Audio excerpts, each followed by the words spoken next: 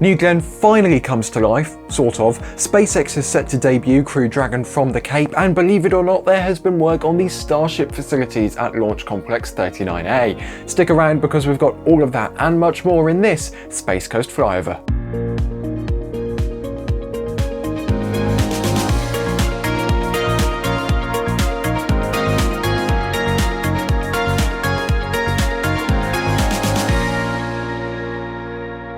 As always, it's not just going to be me in this video. We'll have Alex and Adrian joining us later on, who will give us a full rundown on the activities at the world's busiest spaceport. First though, let's start at SpaceX's Roberts Road complex, where there's quite a lot going on.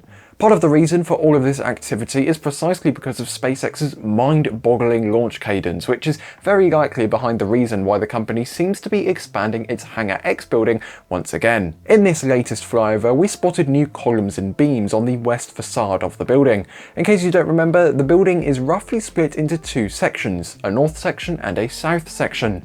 The south section is in charge of the storage, refurbishment and pre-launch processing of Falcon boosters, while the north section is in charge of the storage, refurbishment and pre-launch processing of the Falcon fairing halves. The north section also includes a number of offices and a launch control center, which is why it has a big wall with windows on that side. The booster side of the building is large enough to hold up to 9 boosters, with 4 refurbishment lanes in the center portion and 5 parking lanes on the west side, which are often used to store boosters until they're needed. The new extension to Hangar X seems to be pretty much a copy of this west side with the parking lanes, so it could very well be that SpaceX is just adding more space inside of the building in order to fit more of them. It would also seem as if SpaceX might need more room for fairing storage as well though, because in this flyover we also saw a number of fairing halves scattered around the complex. There is one pair of fairings right next to Hangar X, and then there's another in the Hangar X2 car park. And if we look towards the road, it seems like another fairing half is parked to the side of the road and still in its transport wrapping. Also on that same road, there are 2 booster transporters parked to the side, likely awaiting their next transport, all to keep the launches going. Continuing with building construction progress, it looks like SpaceX has completed the north extension of the Hangar X2 facility, which was still under construction when we last flew this far north. It's been a few months since then, blame the Florida weather for that, so it wouldn't be surprising if SpaceX is already making use of that part of the building, which, as we've mentioned in previous flyovers, is meant to be used for Starship heat shield manufacturing. And speaking of Starship, you may notice that SpaceX still has the Starship quick disconnect arm on site that was meant to be used at Launch Complex 39A. It's been a few years since it was completed and it still hasn't been moved. At one point we thought that maybe SpaceX wouldn't use this arm at the Cape at all and it would be moved to Starbase for that site's second launch tower. However, in recent weeks, we've seen parts arrive at Starbase for a similar arm that will be used on that launch pad, so it's obvious this arm won't be going to Starbase. We also don't know if SpaceX has decided to change the design of the arm, and perhaps they'll need to build a new one altogether for 39A, but that's something we'll have to keep an eye on in the future. If we zoom in on the area where SpaceX built the Starship Tower sections at Roberts Road, we can see a bunch of cryogenic pipes being laid down in that area, as well as a few high-pressure cylinders. We're not sure why these are there, but they look similar to the cryogenic pipes and cylinders used on Starship launch towers, so perhaps these are being stored here for the moment, but unfortunately it's hard to tell. Directly to the north of those, we can also see a bunch of air conditioning units, which seem to be of the correct size and quantity to go on the north extension of the Hangar X2 building that we mentioned before. It also appears that there are still some locations on the original Hangar X2 building where some AC units could still be missing, so perhaps these are meant to go there as well. In some of this aerial footage, you may also notice that there are diggers and soil compactors in the area immediately to the east of the Hangar X2 car park. This is also the area where the foundations for the original Florida Megabay are still located. Remember when SpaceX was planning to build a Megabay here and then scrap that plan? As is often the case, we're not quite sure yet what this is for, but we'll keep an eye on it, and perhaps in a few flyovers time we'll figure out what's going on. Now, we've got some interesting news on ULA's Vulcan Centaur rocket and the upcoming debut of Blue Origin's New Glenn vehicle, but for that I'll hand it over to Adrian. Over at Space Launch Complex 41, we do not see a rocket yet, but that is about to change. Vulcan has already been stacked in preparation for the launch of the Certification Flight 2, set to take place in just a few weeks from now. To be exact, this flight is currently planned for October 4th and will fly on the same configuration as the first flight with 2 solid rocket boosters on the rocket. The rocket will just be carrying some instrumentation and a mass simulator. This is because the payload that was originally supposed to fly on this mission, Dream Chaser, is still not ready to fly. While all of that is going on at ULA's launch pad, the company is hard at work preparing one of its already existing buildings for future Vulcan launches. Over the last several months, ULA has been modifying its spaceflight processing and operations center, SPOC for short, to become a second vertical integration facility, or VIF. This second VIF, now dubbed as VIF A, will allow ULA to process 2 Vulcan rockets at the same time and launch them in quick succession. This will be important given the increased flight cadence needed for Vulcan to support the launches of Amazon's Kuiper constellation. In fact, the A in VIF A comes precisely from Amazon. The company's original VIF is now dubbed as VIF G, with the G referring to government, as the VIF will mainly support Vulcan launches for the US government. Quick update on the Airbus OneWeb facility at the Cape. Since our last flyover, the satellite manufacturing facility has gained a roof on the second pad of the building. That's the bright white one. You can see how far it has advanced since we flew over a month ago. The 49,000 square feet expansion will help to produce the satellites that are needed for the aggressive expansion plans of the constellation. But now, time to give Blue Origin some attention, and spoiler, the company deserves all the attention right now. Lately, we have seen a surge of Blue Origin news as the company is closing into the maiden flight of New Glenn. Let's first focus on the 2CAT building, the second stage cleaning and testing facility. We have heard that this building experienced a major malfunction during a test of a second stage. And signs of that are visible, the main being that parts of the door are laying on the ground in front of it, after what seems to be an accidental pop test. The building is open, which of course gives us a good chance to peek inside. You can see inside a stand which the stage sits on. It's still inside of the building. Hard to see really significant damage, but from what we have heard, it was not an explosion, but more an overpressure tank collapse. That resulted in some pressure inside of the building, so no fire involved it seems. This is actually kinda funny. We can see that there was a significant amount of overpressure on the building. If you look closely on the roof of the 2CAT, you can see a significant dent that the event left on the building. So there's your sign that something happened here. Over on the streets to the north of 2CAT, we can see one of the tank sections we have seen quite a lot at this point. It's the New Glenn shaped tank that seems to be parked again on the road, with no major interest or attention given to it. But yeah, maybe not the item of the highest interest for now. Next door in the TCAT, we were lucky enough to fly past when a door was open again and capture a first stage aft section, aka the engine section inside of the test set and being attended to by its lift. It's likely that this is going through some testing before being prepared to be mated to a tank section. Down at the southern side of the campus, we can see a lot of progress on the area revamp that is being conducted. The main thing is the removal of the old vertical assembly area, which was already almost done when we last flew. Now we can see that the remaining structure and scaffolding is fully removed to make room. Room for what, you might ask? Well, this extra room will be used for the spin form facility in the future, which probably is the next step, the beginning of the construction of that facility. Moving over to the ambitious Artemis plans for Blue Origin, at the Lunar Plant 1, a lunar lander factor, these plans are taking shape. This building has progressed massively since our last flyover. The last time we saw it, the building was just foundations. You can see now the clear shape of these foundations and the beginning of the constructions of the walls and roof. Seems we will continue to see rapid progress on this building over the next few weeks. Artemis of course becomes a major focus of New Glenn and Blue Origin as the company is contracted for a future moon landing with a crewed lander. Next to the lunar production facility is progress on the maintenance support facility, which will support the maintenance at the site. At the very south end of Blue's campus, there has been a large amount of land clearing since our last flight. This expansion will be home to 2 more large buildings in the future. Underlying the growing ambitions of Blue Origin is the ever-growing parking space limitations as more and more workers are present at the campus.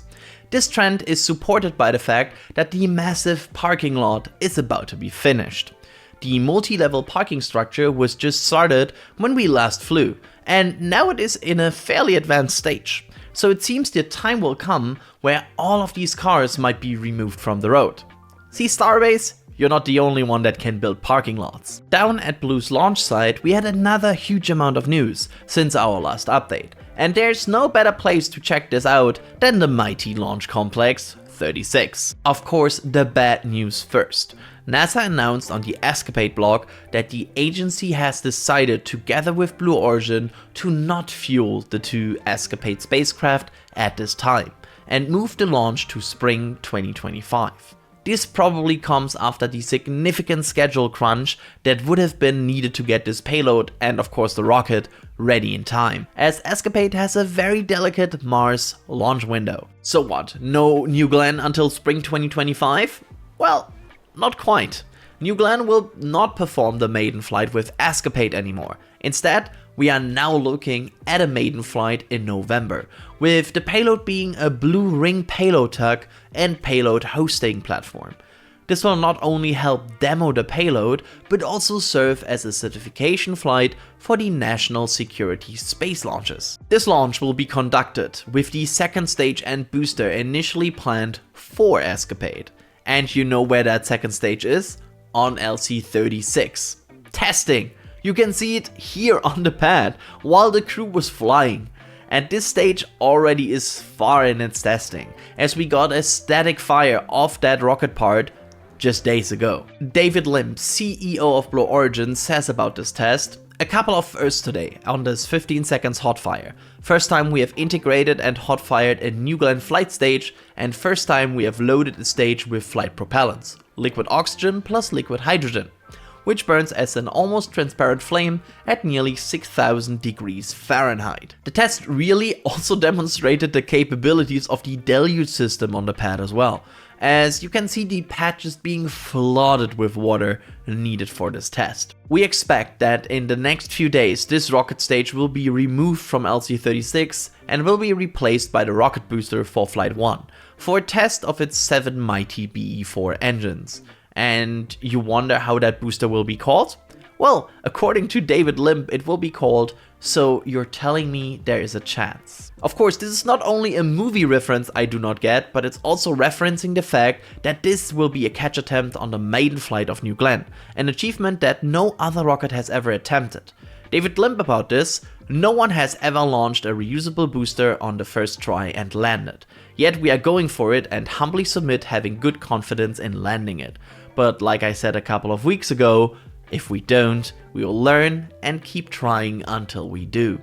Quite a roadmap ahead then for a rocket that wants to fly in just 2 months from now, but they got one static fire under the belt, so only one more to go. Now, I think it's time for me to throw to Alex to tell you a bit more about the details how Blue Origin will recover this booster.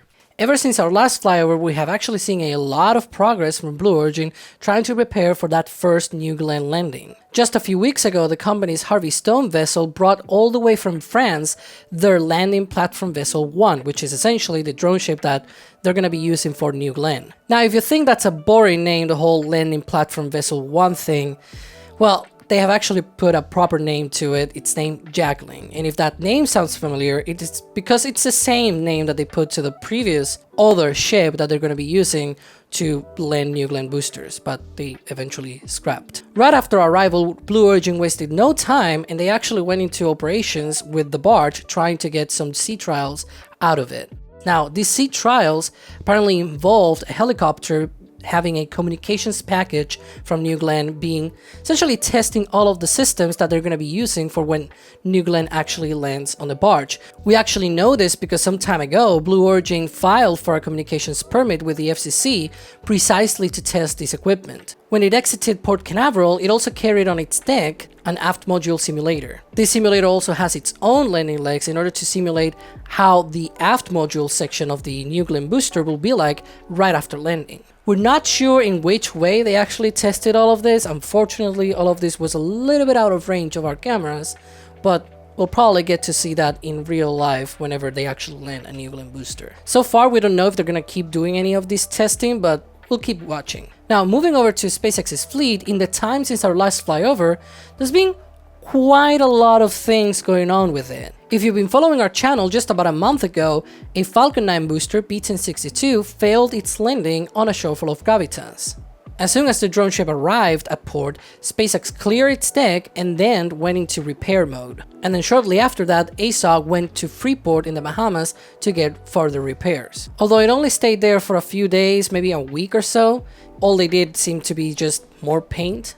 Now, if you remember from our last flyover, I mentioned back then that we had a new vessel, Go Cosmos, that was going to be joining the fleet at Port Canaveral. This is essentially a new fair and recovery vessel that SpaceX is using, but back then we didn't know why they needed a third fair and recovery vessel at Port Canaveral. Turns out the same day that I recorded that video, well, Doug left Port Canaveral and it went to Charleston in South Carolina. Doug spent out there in South Carolina for about a month and a half getting a very well needed maintenance after all of the flights it has already supported. Like, it's been crazy, you all. It's like, I don't even have time to update my spreadsheet. Once that maintenance was completed, Doug came back to Port Canaveral and then Bob left for Charleston. So in the meantime, Go Cosmos is just essentially tagging in for each of the vessels while they are in dry dock. Turns out Kiko Donchev, SpaceX's vice president of launch, already told us that all the way back in late July, and well, I guess I should have waited a little bit just to make any sort of theories about Go Cosmos, I don't know.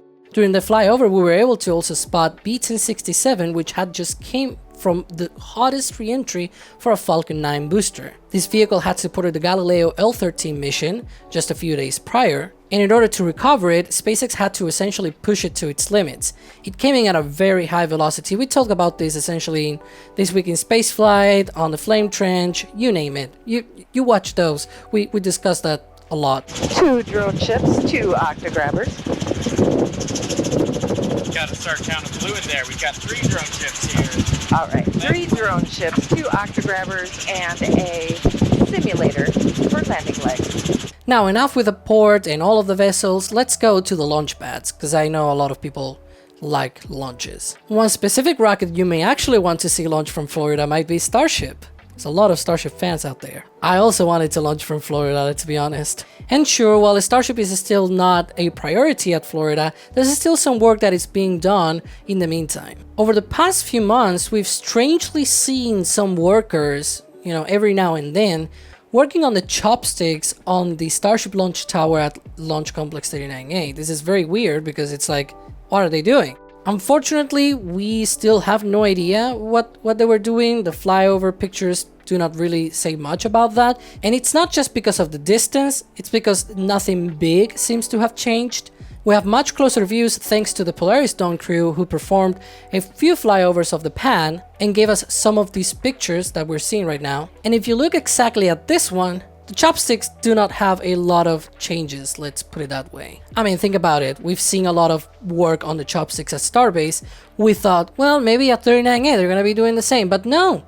There's no reinforcements, there's none of the same work that they've been doing at Starbase. But anyways, despite all of that disappointment with the chopsticks, we do have seen some work, actual work, going on, not on the chopsticks. Turns out it's behind the tower. Thanks precisely to those Polaris Dawn aerial pictures and a satellite picture from Airbus, we were able to see that SpaceX has already laid down all the piping that will connect the tank farm for Starship all the way to the tower. This involves essentially just digging trenches and connecting all the piping for the liquid oxygen, liquid methane, nitrogen, you name it. It is true that the tank farm for Starship at 39A is not complete, but whenever it's actually complete, well, it'll already be connected to the tower. Another thing that we were able to see thanks to these pictures was also the aftermath of SpaceX removing all of the old OLM hardware here at 39A.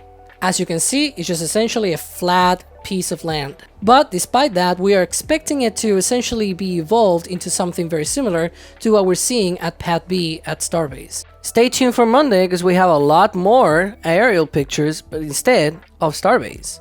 Thanks, Jack. Also, since our last flyover, there's been a little bit more work on the base of the tower, at least on the back. Now, moving from Starship pad to the Vulcan pad at 39A, we can already see that teams have been very busy converting the transporter director from Vulcan 9 configuration to a Vulcan Heavy configuration. This is because SpaceX's next launch from 39A will be with a Vulcan Heavy carrying NASA's Europa Clipper spacecraft. That launch is currently scheduled to launch no earlier than October 10th, and it will see all Vulcan Heavy boosters being expended on that mission. The Europa Clipper spacecraft is already fueled and getting ready for launch, and it's very likely that by now the boosters and even the second stage might have been already integrated at the horizontal integration facility down the ramp at 39A. The next thing that we expect to see will be that transporter director already in Vulcan Heavy configuration being rolled back to that hangar for rocket integration. We don't yet know if SpaceX will conduct a static fire test of this Vulcan Heavy, but it's very likely given that it needs to hit a planetary window. A static fire test will essentially ensure that the rocket is fully ready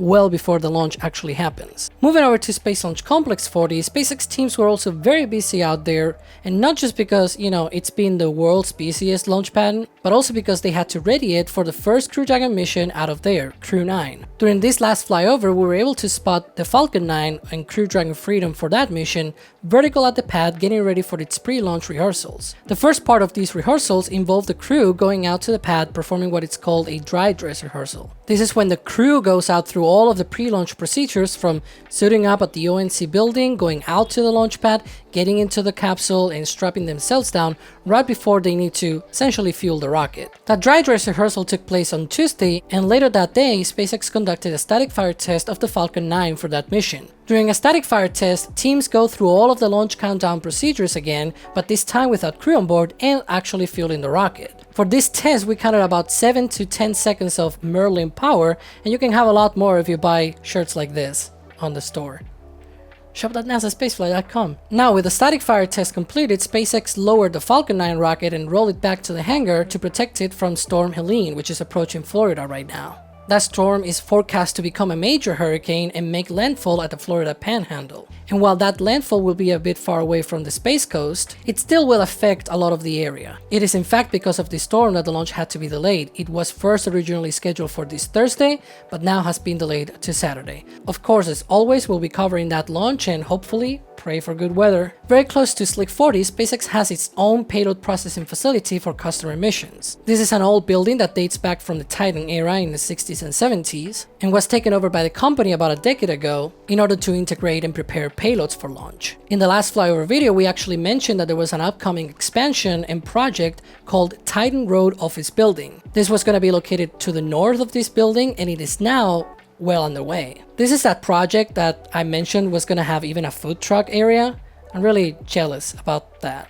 I really need a food truck in my home. Anyways, now I'm gonna throw it to Ryan to talk about all of the work that's been going on at other facilities at the Cape. While Blue Origin is getting busy with its shiny new rocket and ULA prepares for Vulcan's relative ramp-up in cadence, other companies such as Relativity are hard at work to prepare their own launch pads for their upcoming rockets.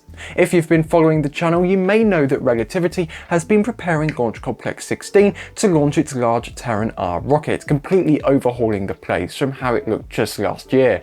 During this latest flyover, we were able to spot a lot more tanks that are now installed for what we presume to be the water deluge system and other commodities. Around the launch site, we can still see heavy machinery present, which will allow teams to prepare the foundations for the pad and install more tanks to support Terran R launches. Relativity hopes to finish this launch pad in the next year or so in order to debut this new rocket no earlier than 2026. Oh, thank goodness. I got a good shot of Relativity. I was a little afraid with the haze. It's not just Relativity's launch pad that has seen progress, however, as NASA's Mobile Launcher 2, which will support the agency's SLS Block 1B rocket, has continued its build as well. Compared to the last time we saw it, there's now new piping installed and new panels that have been added to the top of the structure. As you can see, the construction area is still busy and is expected to be busy for at least a few more years, whilst the main contractor, Beil, completes the structure. It is precisely this contractor and its management of the Mobile Launcher 2 project that made the news lately. Earlier this month, the Office of Inspector General released its study into the management of this program, and in essence it is terribly over budget, projecting it may cost up to $2.7 billion compared to the original $383 million advertised. and behind schedule, with the inspector estimating that the structure won't be ready to support a launch until spring of 2029. I'm hoping that the delay isn't that bad, but it's not looking good according to the Inspector General. Fingers crossed we'll be back in the air again soon, pending Florida weather being Florida weather, which is why it's taken so long since our last flight. I've been Caton for NSF, thanks for watching, and goodbye.